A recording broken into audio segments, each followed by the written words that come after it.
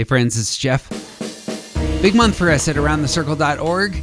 In February, we are releasing the full deep dives into Enneagram 2s and 3s with Jackie Contessa and Katie Whitlock, as well as a very special interview with the Jackie Brewster on the Enneagram and love. All of these full episodes can post right to your iTunes or Spotify or whatever your podcasting platform of choice is when you sign up for a membership. Moreover, I have recorded a full college course on the Enneagram, and both the videos and audio for the first two classes will be available for free for everyone who signs up for a free membership. These will also post early in the month, so jump over to aroundthecircle.org. We have already posted the first 6 chapters of our book, and the full audio interviews for 6s, 7s, 8s, 9s, and 1s are all up. You can also converse with us there, send us lots of questions, get free tickets to all our upcoming events. And this summer, we are going to resume having our online gatherings. Thank you for spending time with us, and may all good things be yours. I'm Jeff Cook. And I'm TJ Wilson. And this is Around the Circle. I'm walking slowly, I'm taking my time. All I could talking is starting to rhyme. I'm letting go of lonely, letting go of strife. I just can't get enough of this beautiful life. The Enneagram is a map of the human personality. It's a tool for navigating relationships. It creates language for what motivates us and helps us look at the way we look at everything else. Most importantly, the Enneagram's a mirror because sometimes you need help seeing yourself. My name's Jeff Cook. I'm a longtime professor of philosophy in Greeley, Colorado. With me is TJ Wilson, coffee guru, lover of theology, and Enneagram ninja. Hello. My man. Hey, good morning. We are joined by the great Jackie Brewster this morning. Hello. Hi. Jackie is an Enneagram 7, parent of 4, married to another aggressive, assertive type. Lots of energy in your home is what I envision as I read your books. Yes. I love aggressive assertive. I prefer assertive, guys, not so much aggressive, although aggressive is probably appropriate. Or there for some, there's a pivot to independent, which Yeah. can also work. Oh my gosh, I like that even better. Come on. Yeah, it's probably aggressive assertive is probably more appropriate, but independent feels kinder to us. That was the heart behind the shift. Yeah. You know, if it works better, I likewise want to pivot off of dependent compliant to responsive or reactive. It's just softer for us. I'm fine with withdrawn. If you guys want to change it, that's okay. I don't. It doesn't matter. The withdrawn. You're like, Yeah, it's fine. We're doing quick introductions, but I'm an Enneagram 1, TJ is a 9, and I may have said this, but Jackie's a 7. And for dear listener, Jackie was one of the first people that we sought for interviews because when listening to her work, I routinely hit pings of truth that just scream of wisdom and relational insight. And in my experience recently, that just doesn't happen very often in Enneagram work. There's a lot of parroting, but what I consistently encounter in your work is just a fresh heart for people that kind of exposes something new and different. And so I'm very grateful that you joined us. oh, I'm thankful and honored to be on you guys' podcast. Well, we are going to release this around Valentine's Day. We're going to be talking about love and affection. One of my favorite quotes is from C.S. Lewis on this. He says that affection is responsible for 9/10 of whatever solid and durable happiness there is in our lives. And so a worthy topic for us. Now, dear listener, you might not be married, which is entirely fine. But we're going to talk about relationships, and these can span any types of relationships, from you and your parents, to you and your kids, to you and your friends, to you and potential lovers, etc. Even work people, I suppose, have relationships, or, you know, the deep connection you share with the guy who bags groceries for you, especially if you know their Enneagram type. That would be valuable. But Jackie is the author of a stellar resource, which was published last year, which is the Enneagram in Marriage. Well worth picking up, especially for those of you who, in my experience reading it, for those of you who may be a few years in to marriage and just want like something to talk about that has some body. Mm-hmm. I really enjoyed this book thank you. on that front. And it's more of a workbook. It's something that produces conversation. Many of you know that I love more the questions than the answers, given how we do things, and well worth picking up. How did it get received well? Have you been happy with how that the book has gone? Yeah. The book was received well. It is received well. I use it in my coaching practice weekly. I mean, daily. Like I coach lots of different people, couples. It's practical. I think that was one of the keys to it for me. Like the practical application, I'm huge on, you need like the transformation happens when we activate the information. So we could read and read and read and read, but if there's no practical application behind what the knowledge we're gaining, we're not doing anything with it. We're just becoming really, really heady. But I care about healing and growth. I care about deep emotional connection. And I probably care about it because I needed it, just like we all need it. And so I did really, really hard work. My husband and I and our whole family have done really, really hard work on how do we get that. Like I didn't want to settle for the status quo. I wanted a marriage that was deeply connected. And 26 years in, it's taken us a long time to get here. Come on, 26 years. Good for you. Well, we are going to be talking about a phrase that I heard Jackie say on a podcast I was listening to that just pinged for me, and it's probably my one side, but in talking about the Enneagram in general, she said, sometimes you need to do your work. And the do your work with the material has something that's kind of just sat heavy with me. It's like, we do need to do our work. Like, what is our work? But especially in relationships, it feels like setting yourself up for success, setting your connection with others up for success. That is part of the hard work. And it's one of the fantastic arena that the Enneagram speaks into, highlights, and can really improve the relationships that we have. So that's where I was hoping that we could go. Each of the types have to do some work, and probably something that to make the relationships better. So is there a number that you normally begin with if you end up going around the circle, any place you like starting? I mean, one always gets right out the bat. Usually I'm like, let's start there, but I can go anywhere. And I think about doing the work, and you're right, all of us have different work to do. I think it's so important to understand that we're all coming into situations with a different focus of attention. And so when we're thinking about the focus of attention that we're bringing, especially when we're talking about our relationships and love and affection, it's what are we looking for? What are we actually looking for? And so when I think about this, it's broken down within the Enneagram system into some groupings. And that is, there is a group that cares about connection. So the Enneagrams 2s, 3s, and 4s, they care about connection. Their focus is connection. Their desire is connection. It's like everything kind of falls into that in different ways for the types. So you've got the 2 that's going to move towards for connection, because we've got some stance work going on in here. So we're moving towards for connection. How do I do this? You've got the Enneagram 3s that stands more independently, and I want connection, but I want the people to value me and see me and validate me. And so they have to be really careful that it doesn't become about them solely. And so in all of us, regardless of type, have a tendency to make everything about us. And so attunement is key, which we might get into that throughout this conversation. But when we're thinking through this connection piece, so the 2 is like, let me move towards, figure out this connection. The 3 is like, let me think about this connection. Usually comes from achievement for me. So how do I make you see me as awesome and great and wanting to be in relationship with? And then you get the 4 that moves away, that is like, okay, connection. I want connection. Can I trust connection? What do these people really think about me? So there's a lot of this, like sometimes even a cat and mouse kind of game that gets played with the Enneagram 4. Like, am I safe? Is this safe? Do you really value me as a person? Do you really see me? TJ, did you have thoughts on heart types and how she said that? Yeah, I love this idea of focusing on connection. Like they're these heart types, they're the way they understand themselves is through relationships and their connection to other people. And you said so many great things about each type. I was really thinking about 4s while you were talking about it. Like the other another question they ask is this person going to chase me? Yes. if I step away, and Right. that's part of of understanding their connection.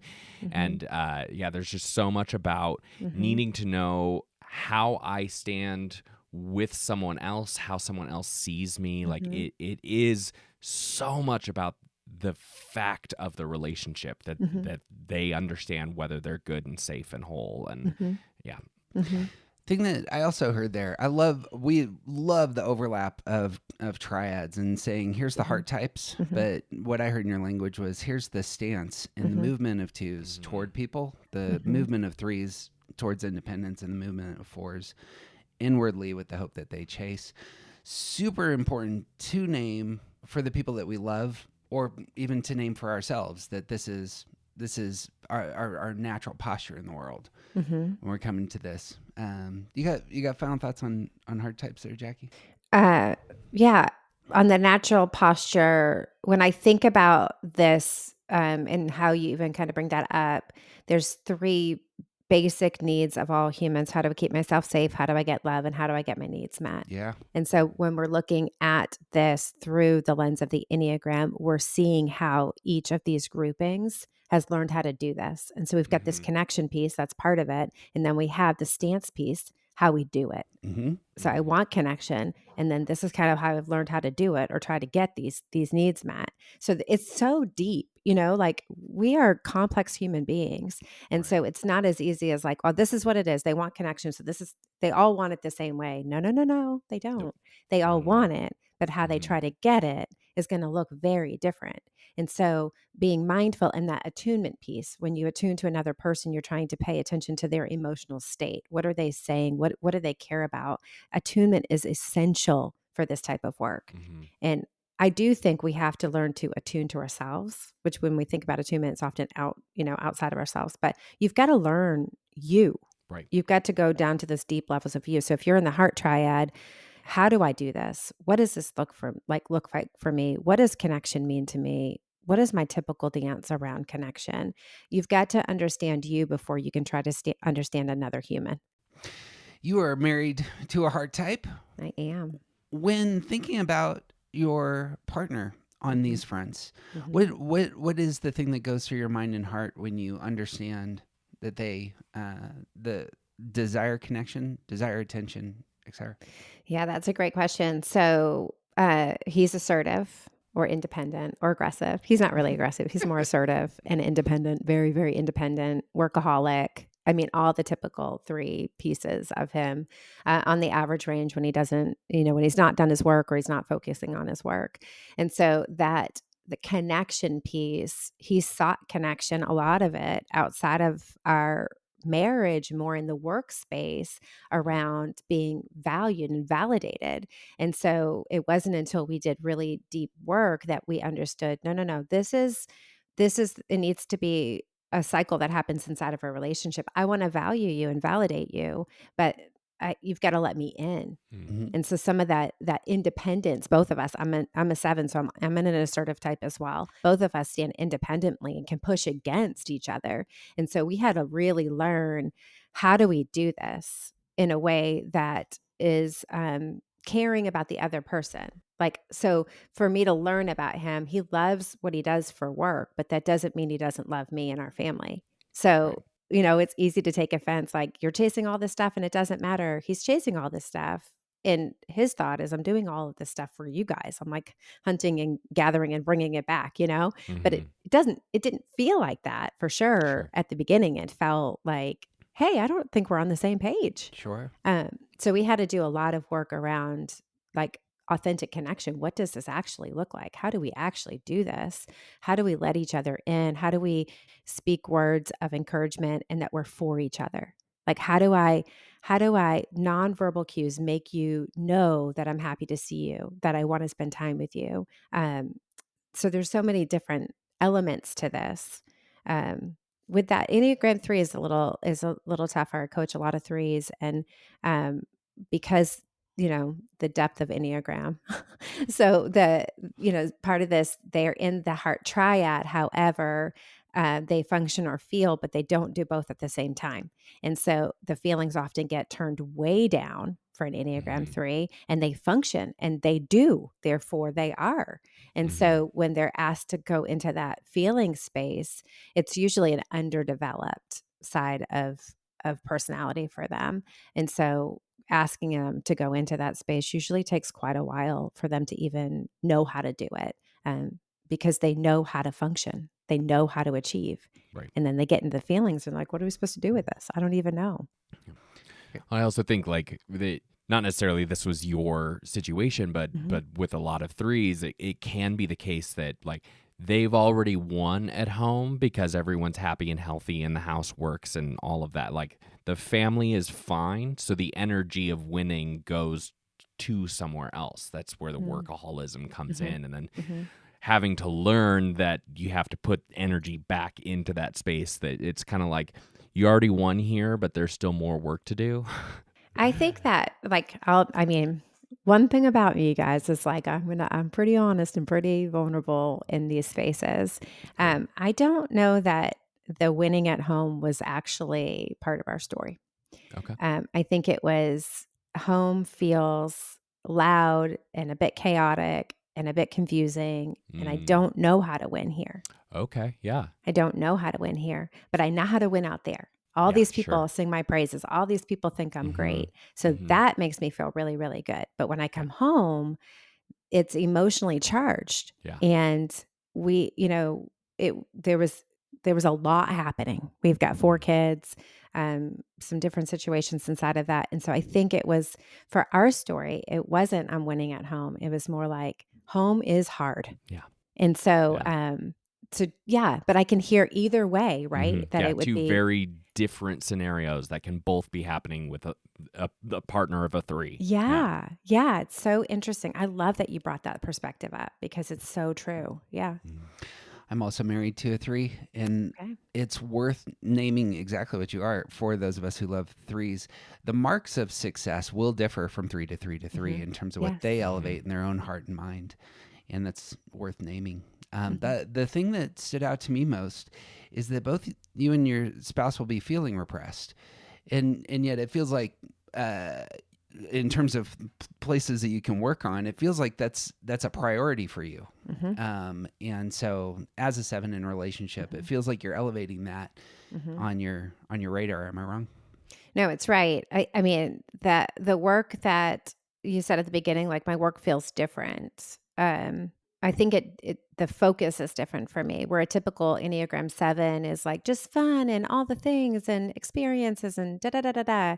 Yes, until it didn't work anymore. Mm-hmm. Mm-hmm. Yes, until I felt alone and I couldn't figure it out. And then I had to get into the hard places that I had wanted to never go. I didn't want to go to those feelings, those deeper emotions. I didn't want to have to face parts of myself, my story, my childhood that I wanted to go to the positive. I wanted to just chase fun, but it wasn't working anymore. Mm-hmm. It wasn't working. And so Yeah. that's when I think I was like 36, 37, 38. That there was this big shift that was like, you can keep doing it like this and you can cope, because that's where I was. You can cope, or you could get into it with some trusted therapists and have them help you dig through and see what's really going on.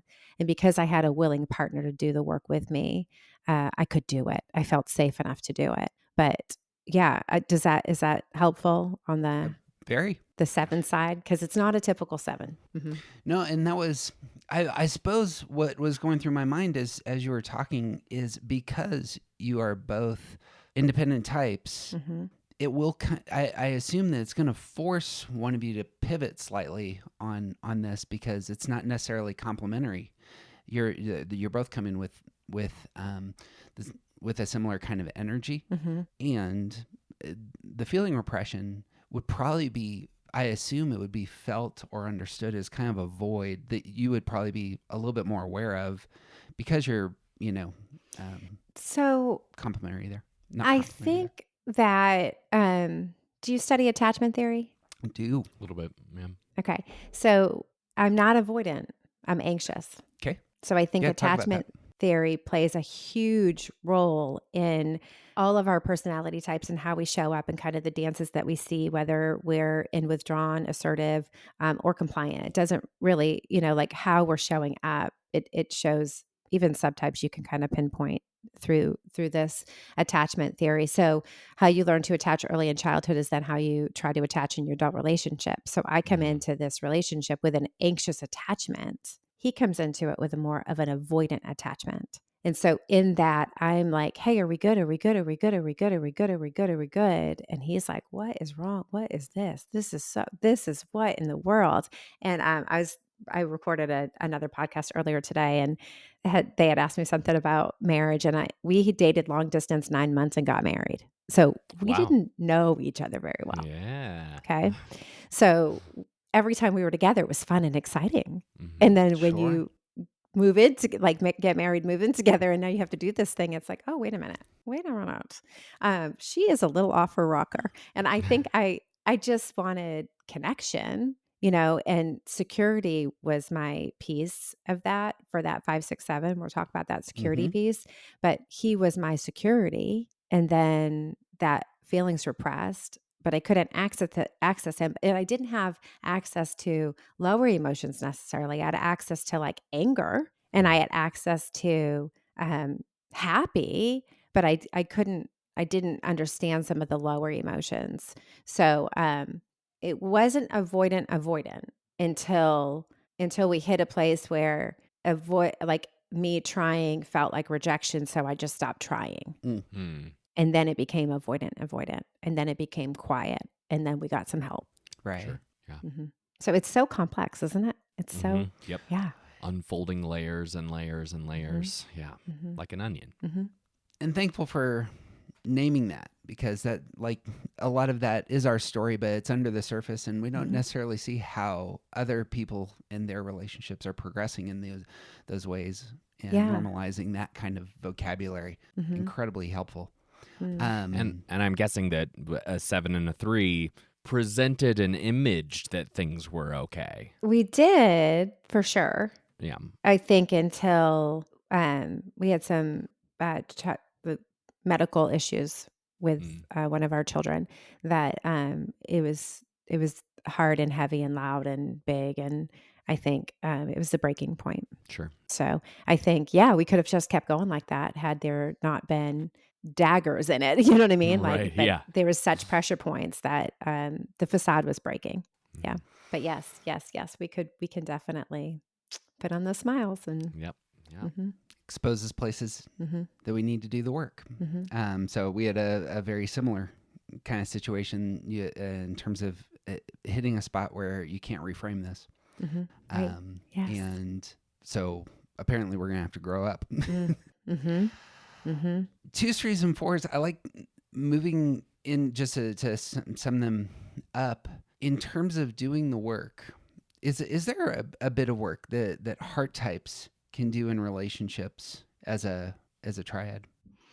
I mean, it's individual work inside of that, because it's not going to all be the same. So you've got the heart triad. There's a knot inside that triad. So they're not functioning from the heart necessarily. There's a knot or distortion that happens within that space. And so for the Enneagram 2s, it's really being able to identify your needs instead of always looking at other people's needs, trying to make sure that you're accommodating. It's like, wait a minute, what do I need? How do I ask for this in an appropriate way?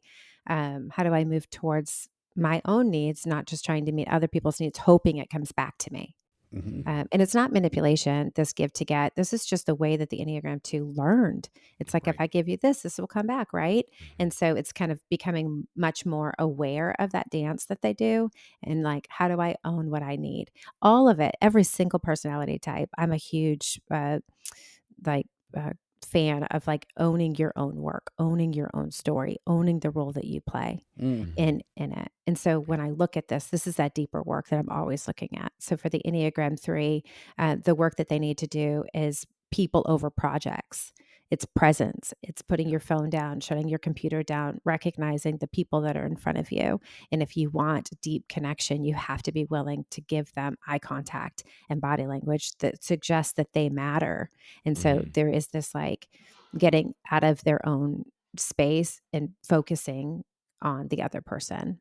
And then, and for the Enneagram 4, some of that work, I really think it's knowing who you are and that you're worth loving and that there's value in you.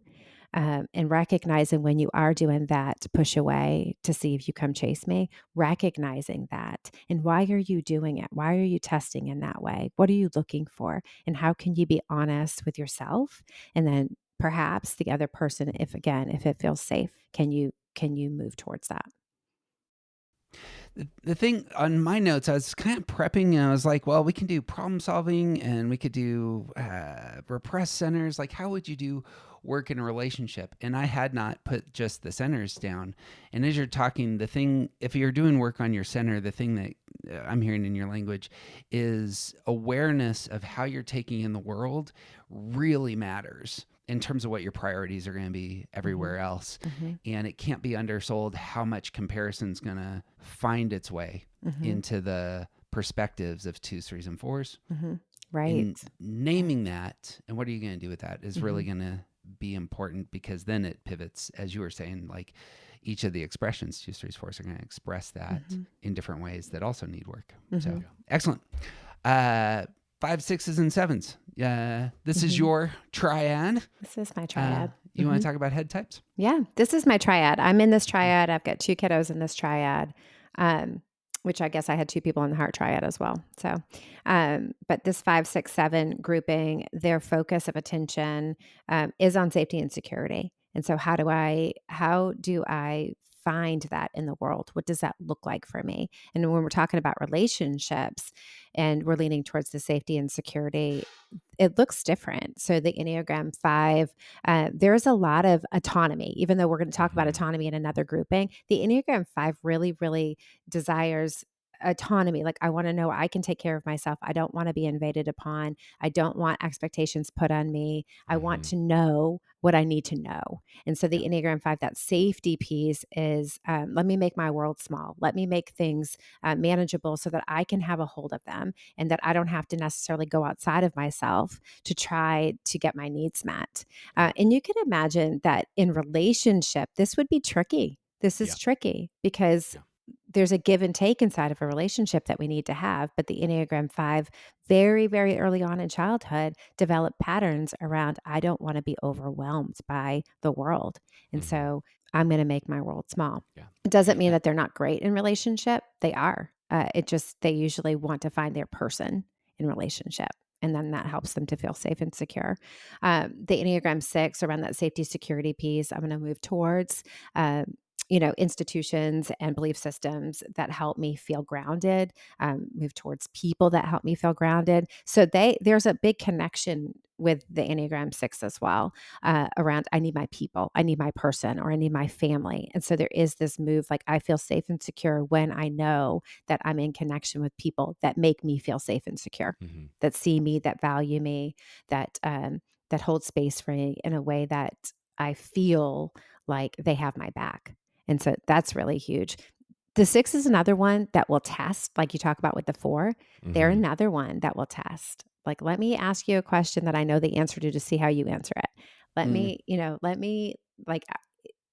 There is this, it's a little more like that than it is the cat and mouse. It's more devil's advocate. Yeah. Or don't let me catch you in an untruth. I don't know why I didn't just say lie right there. An untruth. I don't know why I didn't. That felt softer, guys. Felt softer. Very gracious of you. Right. So it's so funny. But again, that safety, security, and the Enneagram 7. So with those let me back up again for just a minute, because I did the stances with the other ones. The Enneagram 5 is in that withdrawn stance. So they're going to move away. And you hear that with the autonomy piece. They're going to move away. What do I want to give to this? How much energy do I want to expend in this? And so there's a lot of that happening. The Enneagram 6 moves towards, what do you think? What do you need? So there's a lot of looking outside of themselves for that support. And then you've got the Enneagram 7. They're assertive and they, again, aggressive, assertive, independent, which I like better than all of them. But they stand and they do stand independently. And oftentimes I just put my hand up. They kind of push against anything that's going to get inside of their space or that has the potential to control them, which can feel a bit 8-ish. But really, the safest way for me to be in this world is to figure out how to be in this world. And what do I need to do inside of that? And so they are relationship oriented, depending on depending on their history, their background, their attachment style, how they do this. But there is an independence to them around the safety, security. What do I need? And again, there's just so many layers because subtypes play into this for the Enneagram 7 as well. Like the safety and security could be more material possessions, and I have a house and a car and a roof over my head, so I feel safe, or relational. It just kind of looks different for the 7s in a different way than it does even for the other types. I have a quick question before I throw it to TJ on that. A lot of 7s that I've spoken to end up saying that they're blind or not aware so much of their anxiety and fear. Is that something you Yes. experience? And Yes. could you comment on that? Oh my gosh. I didn't even know I was anxious. I had no idea I was anxious. I was so busy being busy that I didn't realize it was anxiety. So I didn't realize it until I did really deep work. And that's the point that I was like, oh my goodness, this is anxiety. My anger is often attached to anxiety, frustration, irritability. It's all anxiety. I'm afraid of. And when I looked back at my childhood, I don't remember a time I wasn't afraid, but I did not recognize that. Absolutely did not until I was late 30s, early 40s.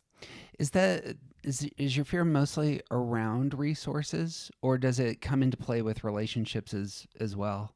Both, but I love the distinction that you just made right there. It's making me think like, resources is a huge part of it. It's not materialism. Like it's not, Right. I need to have a certain thing. It's, I need to make sure that we're safe. And so Do we don't have do our any needs covered? Yes. Don't do anything that's going to ruin, don't do anything that could potentially ruin our careers. Don't do anything like a lot. So that one line in stress, I see that come out big time in this area where it's like perfectionism, like toe the line, really loud inner critic, right and wrong, really loud, which we don't think about that as the Enneagram 7. It's usually like throw caution to the wind. But there's this other side, the super ego side that she sits on my shoulder and she's like, really, really loud. And I'm like, leave me alone. But she's really loud when I get stressed, and especially if it has to do with provision. Yeah, That's good. Yeah. Go ahead. Yeah. Well, I was thinking a lot about like that, those needs within relationship, like the idea of autonomy. It is striking to me that 5s don't just want their own autonomy; they want to make sure that the other has autonomy as well.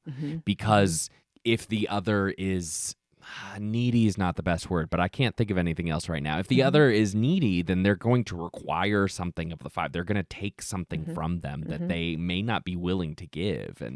And like on the opposite end of that, these 6s who need to have support, who need to have like a crew, a group, a significant other that is like they know they can rely on that person, and how different that is, but it's still within the same kind of like needing to protect themselves. And you have the 7s, it's almost like they really want other people so long as other people are going along. That's perfect. Yeah. Like yes, please come with me, but I'm going if you're not. Yes. So yes. yeah. I'm very collaborative. Yeah. And even in the work that I do, I've got a couple other Enneagram coaches that I'm like, yes, come with me and do this together. And I would much rather do things together, but I want to do them just like you're saying, like I have a vision. I want to go. I want to run. Will you run with me? Yeah. So yeah. And within, like, we talked about all of the things about connection with the heart types. And so for these head types and for friends, connectors, partners of the head types, the way that they connect is different. It is foundationally different It is. because they're not looking for the same kind of thing to know who they are or whether they're safe. No, yeah, I love that know who they are. They're not looking at somebody else to tell them who they are necessarily. Right. That's not, Right. but that 2, 3, 4 is. Mm-hmm. Like, tell me who Yep. I am. That Yep. 5, 6, 7 looks a bit different where it's we're safe, right? We're Right. good, right? Yeah. So it's not quite the same. It's not at all the same, but yeah. What I heard there, and it goes back to again the intelligence center here. So the head types are going to, and I suppose the way I would approach it is they are very concerned with the resources that they have, and so perhaps loving 5, 6s, and 7s in our lives may really revolve around that element. And even for the 6s, and you mentioned this, that may be the relationships they possess in terms of like, but it's relationships they possess. It's still a an asset, as it were, on that front. But being aware of the 5, 6s, and 7s in our lives and knowing that they have a strong radar for grounding their sense of security, safety in what is in their hands, I assume is would you affirm that would be a big deal? Yeah, when I look at it, so I know for myself, I think about provision, and all the way through, it's just wild connection, like my husband and us being good, but it's tied to provision. Mm-hmm. Right. It's like I need this. Like there's a lot of fear in not having that. And then when I think about my daughter, she's 21, she's at college, and I relationally and provision for her and how she leans on that. There is a huge relational component to her that is different than my 5 son and me. So I do see that relational leaning and looking towards. It's not so much though looking like tell me who I am. It's tell me I'm safe. Mm-hmm. Yep. Tell me I'm Yeah. secure. I mean, it's so loud in how she does relationships. I see that with her. And then with my son, who's a 5, he is much more withdrawn when it comes, first of all, as a house full of girls. So I think he's like, this is just loud in general. And I don't know why everybody's so emotional. But I think about what he thinks about, what he cares about, he's like, I want my food, Mm-hmm. and I want my small group of friends, Mm-hmm. and I want to engage how I want to engage with them. And Yeah. but it's not, yeah. I don't know if I'm answering your question. I kind of got You lost in my thought. No, you are. The idea that where loving 2s, 3s, and 4s may have a lot to do with being a mirror for them and telling them that they're good in the Yes. world and speaking over them, Yes. their value. This isn't how we're connecting with 5, 6s, and 7s. It's going to look more provisional, and it's going to be. I don't know if you hit hearts. You do hit heart's message in your book. So one of the exercises in Jackie's fantastic book, which you should pick up on the Enneagram and marriage, ends up being just focusing on the heart type, the heart's message Yes. for the people that you love, and for Yes. the 5, 6s, and 7s, the heart's message has a lot of the flavors of provision. So is it for 5s? It's your needs are not a problem. For 7s, it's you'll be provided for, and 6s. What is it for 6s? It's all over You're the place. enough. Yeah. 6s is you're safe. There you go. Like you're safe. Yeah, it is. I do a ton of all my work starts in those messaging because all of the Enneagram, it all starts there. It's like those are the Right. core messages in how we go into the world. How do I get my needs met? How do I get love? And how do I keep myself safe? They all There you stem go. from these messages. Mm-hmm. Yep. And so, yes, I'm passionate about those messages. Yeah. Relational dynamic there though as well. It's not just provision. It's that somebody is providing for That's you, or right. somebody is paying attention to your Yeah. needs. Somebody and cares. Somebody Yeah. cares. When I work with clients, I do the childhood work with the Enneagram, and you go into where you see this stems from. As a mom of these children and seeing it, it is like, oh, it's hard, you guys, because you're like, oh my gosh, did I do that to you? But Right. it's the way that we take in information, Mhm. it's nurture and nature. The temperament doesn't change. It's all the pieces of us. And so when you start to understand, it is provision, but it is relationship oriented. Like, do I matter? Mhm. Will somebody Yep. care for me? I know as an Enneagram 7, that piece didn't make sense, doesn't make sense to a lot of sevens, like, that they're going to be taken care of. And because sevens are independent. And so they're like, going to Right. be taken care of. I've been taking care of myself my whole life. I don't even know that anybody cared or anybody saw or anybody did.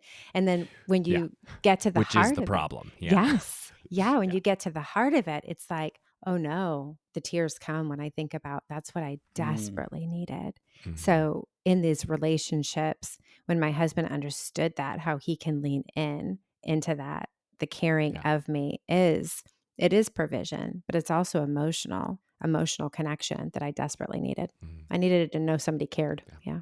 Stellar insight there. Mm. Last word on head types, teacher. Nothing to add. The awareness that are those in our lives who are head types are anticipating future problems is always a big thing for me in terms of understanding my 5 child and those that I work with who just have more of that radar and valuing of what might get us, and just in order to love them, giving that some weight in my own heart in my relationships with them has been a big deal. I realized something I did want to add because my partner is a 6, and there is a lot of emotionality in processing with her. Like a lot of the work we do is emotionally charged, obviously, Yes. but it is not about the feelings or the connection. It's about her sense of her own stability. Yes. Like you use the word grounded when you were first talking about the head types, and I love that word because her emotions are about whether or not she feels grounded. Yes. We talk about that as emotional flooding. Mm-hmm. The 6 is one of the ones that it just literally floods Yep. them, and then it can feel for a lot of us around them like, what in the world is happening? But when we understand they get easily emotionally flooded, it does help us to be a mirror in some ways, as far as like, I see you. Mm-hmm. I'm trying to understand you. I'm not trying to fix you or change you. I'm just trying to hear what's going on. Like, where do you not feel grounded? Where do you not feel protected or supported? And even that act can be enough to like at least start laying the groundwork for that support. Absolutely. For just another side note, Jackie had a fantastic conversation with our friend Beth McCord on parenting, in which she talked extensively about this because you have a 4, 6, and an 8 in your house, and all of them are solving problems emotionally. They And- are, or not. Good Yes. times. No, or not. That's right. And the dynamics at play there, if you're looking to work on your relationships, the coping styles, those sets of triads always are close to my heart in terms of coming to relationships. If you want just one thing to work on, find material on coping style and how we're solving problems is going to, in my mind, is going to do like 50% of the work, because you are, correct me if I'm wrong, you're the only positive outlook person in your home. Yeah. You guys, you know what? I realized that recently. I don't know all the work that I do. I don't know. We were on a vacation, I think, and I was like, hold up, wait a minute. I am the only positive one. There's a lot of reactivity here. And That's why a can't- lonely spot, I bet, trying to pull people into Why can't this optimism. just be fun? Right. I know, seriously. Well, TJ will join you there. It's going to be fine. Everyone calm down. It's going to be fine. Yes, we had a really good conversation before we took this New York trip for Christmas with all these million people that are going to be there. And I was like, this is my expectation of everybody. So let's figure out what we need to do now, because that I am the only positive, which is interesting. Yeah. Worth naming. And it's going to bring a lot of, it's going to bring a lot of clarity to the chemistry going on. Yeah. Can I speak into that just for a minute? Please. Because the positivity sounds wonderful, right? But it's what I have learned on the parenting side and with my partner. Like, I have learned that it is very dismissive. Like, I can easily dismiss other people by telling them to just get over it, or just knock it off, or just stop, or just, like in my facial, I mean, you guys are seeing my facial expression in it. I'm from New England too. So I'm like, I mean, just come on. But what I had to learn was that does not help them. They need they need to know that I hear them and I'm trying to understand them. So that attunement has been huge. So where, yes, my natural tendency is positivity, reframe, get to the other side of it, just keep going. It served me well for a long time until it didn't. And so Right. where that is my natural tendency, it does not serve me well if I am dismissing, ignoring, or avoiding in my own home. Mm-hmm. Lots to say on that True. front. Mm. Future conversation I would love that is really worth having. What is taking place when your coping style doesn't work? Yeah. Pivoting off of the head types, we can land on the body types. What do you see with the body types, Jackie? So the 8s, 9s, and 1s, the body type, the movement triad. I really love the movement triad. I love that thought. You'll hear gut triad, right? But I love the movement piece of this. So in this grouping, it's autonomy. It's autonomy. What I focus on is autonomy. I think how the 8s, 9s, and 1s do that is different, and why they're doing it is different. The 8s, we've got these strong, assertive 8s in that stance, and in the assertive stance, aggressive stance, they would probably be known as the more aggressive type for sure. But inside of that, they want to control anything that has the potential to control them. And so, therefore, autonomy is key to their survival, or has been, or they believe is. Lots of work on that and understanding that safety. When there's safety, there can be vulnerability. And so when we're talking about healthy relationships, intimate relationships, we need safety in order for there to be vulnerability, and trust has to be built in order for an 8 to be able to do that. And so it's huge for them. But autonomy, I don't want to be controlled. I don't want to be told what to do. I want to do what I want. And there's an intensity behind that 8, the drive. I oftentimes think about the 8s as like the road runner. They're above the ground, kicking up dust and moving really, really fast. And I want to say, like, put our feet on the ground and let's choose instead of chase. Where are we going and what are we trying to accomplish? And let's think about all of it. Like, let's think about the big picture, in the intricate parts of the big picture. How is this going to affect our environment? How is this going to affect our relationships? Because it can be the 8 can be demanding, they can be pushy, they can be spontaneous, and there's so much fun inside of this. So it's not all like this really kind of person. There's also this fun spontaneity, but oftentimes what I've witnessed is there's not the thought like of outcome. And so that's where it's like, no, you need other people in the picture. You need the communication. You need somebody else helping you see the fullness of the decisions you're trying to make. So that autonomy, which is what they seek, in all of us, what we need and what we seek oftentimes is not always the same thing. But that is that 8. The 9, when it comes to autonomy, they don't want to be affected by the environment necessarily, which I want to learn from you today. So I'll say a little bit of what I think, but man, I want to hear. So I'm always a student, I just always want to learn. But in that 9, I don't want to be affected. So the autonomy, if I create a rhythm and a way of being, then it helps me to feel grounded. It helps me to know what to expect. My nervous systems can stay calmed down. But when I'm in environments that feel chaotic, or I don't know, confusing, loud, overstimulating, I think it feels just like, just a lot for the Enneagram 9. So that autonomy isn't, I want to push you out. Again, it has a lot to do with safety. It's not, I want to push you out. It's, I just don't want to be overwhelmed. Yeah, I mean that autonomy is such a great word for 8s, 9s, and 1s. There is like that sense of direction, like which direction is it going? I feel like 8s are pushing out for autonomy, and unlike 5s who retreat for the autonomy they're looking for, like 9s as well, these withdrawn types, like we retreat for our autonomy, like and it's often sort of inside our own mind, like inside our own selves, we're doing the retreating. And the sense of autonomy is not necessarily about like wanting to stand strong on our own.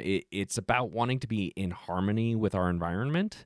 Like that, I have become obsessed with the word harmony, and because I think it's so much more descriptive of of what we're seeking than peace, because peace is not necessarily chaos is fine so long as the situation demands chaos, right? Okay. And there's so much about wanting to be in harmony with what's happening, both internally and externally, that the autonomy is about not being chained to any particular thing. If the environment requires me to go in this direction, I want to be able to go in that direction. If I don't want to go in that direction when the environment requires me to, I want to be able to leave.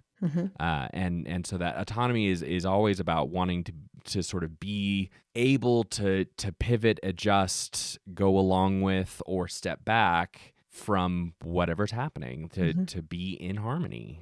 I think that's so great too. Like the way that you just said that, I was processing it as you're talking about it, because we talk about the 9 so much as like, go along to get along, like they're just Yeah. kind of thing. And then we bring up this word autonomy. How does that fit? And I love the way that you're talking about this, because I see everything so visually. It's kind of crazy. Like everything is in picture in my head. It's really, really wild.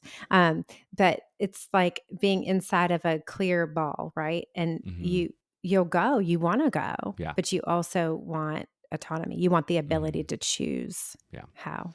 And to be able to pick the path of least resistance as well. I want whatever's the easiest path to get to wherever it is I'm going. So that's fascinating. It's good. What I hear there is again, in terms of loving the ace, 9s, and 1s in our lives, agency is going to be such a big thing for them, specifically about their spaces. And the radar for the 9 here being the harmonious environment, the non-changing environment, seem like meeting the 9 in those spaces of desire can be a way that we love the 9s in our lives. Anyway, that's what I heard. Yeah. I think giving 9s space, like listening to the 9. And sometimes I think like, and this is not true probably for all 9s, but just the pause and letting them have time to think through and being patient with that and really caring about. I think that validates the 9 as far as like, you matter, your thoughts matter, your opinions matter, your presence matters. I want to hear. But because the 9 has that withdrawn stance, and they do tend to take a little longer to figure out, because oftentimes I don't know that they know necessarily what they're thinking or feeling or want to do. But if we could give them space with understanding, compassion, and empathy in this, and like really care. And deadlines. Space, but deadlines. That's good. The 6 needs that too. They need some deadlines. But in this, it is like, I care, and I want to care, and I want to hear.